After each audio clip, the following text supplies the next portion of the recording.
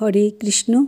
সুধী ভক্তমণ্ডলী, আজকে আমরা ব্রহ্মাণ্ড পুরাণ থেকে পুত্রদা একাদশীর মাহাত্ম্য কথা শ্রবণ করব। যুধিষ্ঠির বললেন, হে কৃষ্ণ, পৌষ মাসের শুক্লপক্ষের একাদশীর নাম কি, বিধি বা কি, কোন দেবতা ওই দিনে পূজিত হন এবং আপনি কার প্রতি সন্তুষ্ট হয়ে সেই ব্রতফল প্রদান করেছিলেন, কৃপা করে আমাকে সবিস্তারে তা বলুন। শ্রীকৃষ্ণ বললেন, হে মহারাজ, এই একাদশী পুত্রদা নামে প্রসিদ্ধ। সর্বপাপ বিনাশিনী ও কামদা এই একাদশীর অধিষ্ঠাত্রী দেবতা হলেন সিদ্ধিদাতা নারায়ণ। ত্রিলোকে এর মতো শ্রেষ্ঠ ব্রত নেই। এই ব্রতকারীকে নারায়ণ বিদ্বান ও যশস্বী করে তোলেন। এখন আমার কাছে ব্রতের মাহাত্ম্য শ্রবণ করুন। ভদ্রাবতী পুরীতে সুকেতুমান নামে এক রাজা ছিলেন। তার রানীর নাম ছিল শৈবা। রাজদম্পতি বেশ সুখী দিন যাপন করছিলেন। বংশরক্ষার জন্য বহুদিন ধরে ধর্মকর্মের অনুষ্ঠান করেও যখন পুত্রলাভ হলো না, তখন রাজা দুশ্চিন্তায় কাতর হয়ে পড়লেন। তাই সকল ঐশ্বর্যবান হয়েও পুত্রহীন রাজার মনে কোনো সুখ ছিল না। তিনি ভাবতেন, পুত্রহীনের জন্ম বৃথা ও গৃহশূন্য। পিতৃদেব মনুষ্যলোকের কাছে যে ঋণ শাস্ত্রে উল্লেখ আছে, তা পুত্র বিনা পরিশোধ হয় না।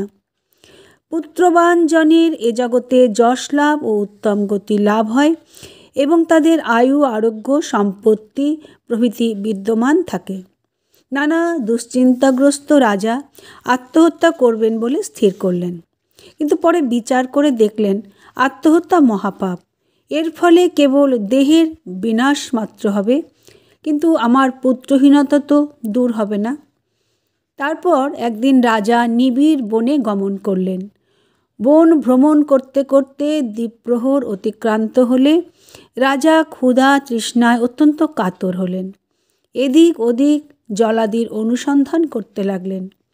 তিনি চক্রবাক, রাজহংস এবং নানা রকম মাছে পরিপূর্ণ একটি মনোরম সরোবর দেখতে পেলেন।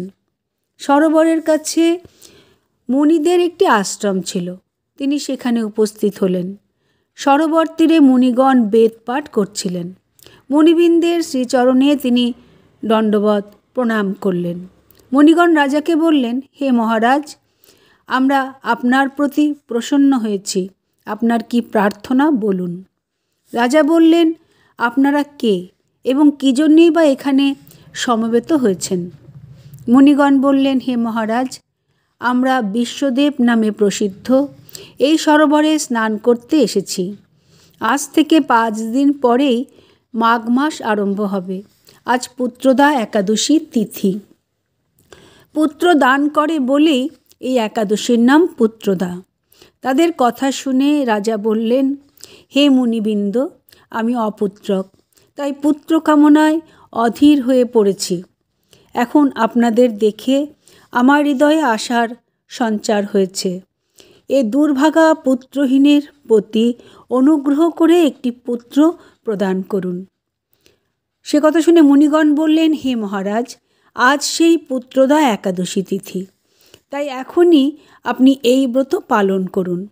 ভগবান শ্রী কেশবের অনুগ্রহে অবশ্যই আপনার পুত্র লাভ হবে। মুনিদের কথা শোনার পর যথাবিধানে রাজা কেবল ফলমূলাদি আহার করে সেই ব্রত অনুষ্ঠান করলেন। দ্বাদশী দিনে উপযুক্ত সময়ে শস্যাদি সহযোগে পালন করলেন। মুনিদের প্রণাম নিবেদন করে নিজ গৃহে ফিরে এলেন। ব্রতপ্রভাবে রাজার যথাসময়ে একটি তেজস্বী পুত্র লাভ হল। হে মহারাজ, এই ব্রত সকলেরই পালন করা কর্তব্য। মানব কল্যাণ কামনায় আপনার কাছে আমি এই ব্রত কথা বর্ণনা করলাম। নিষ্ঠা সহকারে যারা এই পুত্রদা একাদশী ব্রত পালন করবে, তারা পুত নামক নরক থেকে পরিত্রাণ লাভ করবে। আর এই ব্রত কথা শ্রবণ কীর্তনে অগ্নিষ্টম যজ্ঞের ফল পাওয়া যায়। ব্রহ্মাণ্ড পুরাণে এই মাহাত্ম্য বর্ণনা করা রয়েছে। আজ এই পর্যন্ত এবং পরবর্তী সময় আর অন্য কোনো ভিডিও নিয়ে আবার আমি আপনাদের সামনে আসব। আপনারা সকলে খুব ভালো থাকুন, সুস্থ থাকুন। হরে কৃষ্ণ।